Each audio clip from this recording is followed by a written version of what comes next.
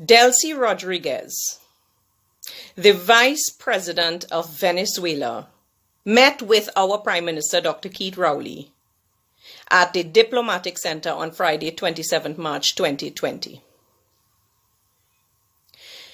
According to now, you might not have heard of this because it has not been carried in mainstream media.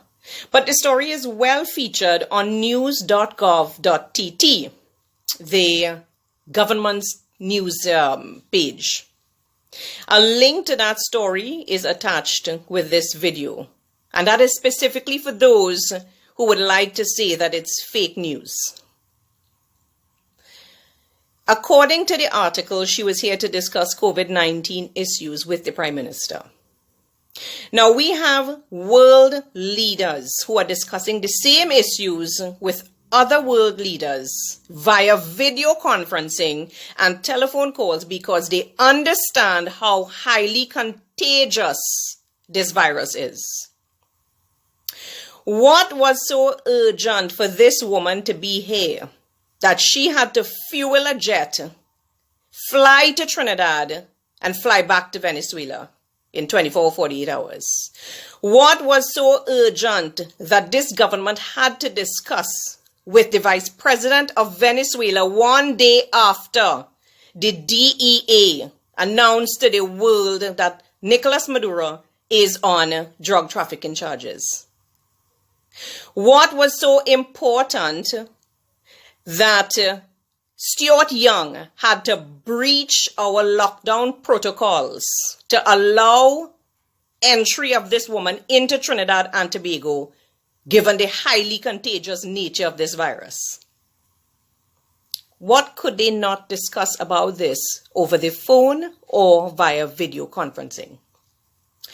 Now, I don't know what their reasons are. I mean, there's a lot of speculation, and I too can speculate. But my issue with this is that we have senior citizens, mothers and fathers,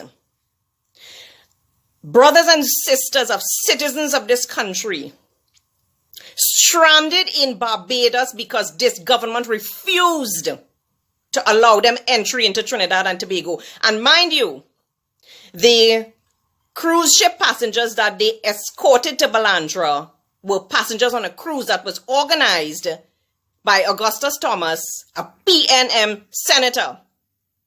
They were allowed entry into Trinidad and Tobago, but we have nationals in Barbados, people who have families here, who the Bajan government felt so sorry for that they decided to facilitate them at their own expense.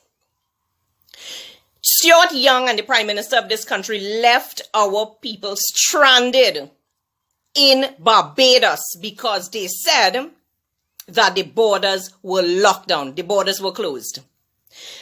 But the borders could have been opened for Delcy Rodriguez, who is under sanction by the US government and the European Union.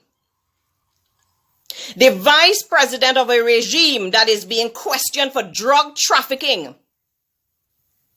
And our citizens weren't allowed entrance into this country. Two questions you need to ask Trinidad and Tobago. What was this woman doing here that she could not do over the phone with our government?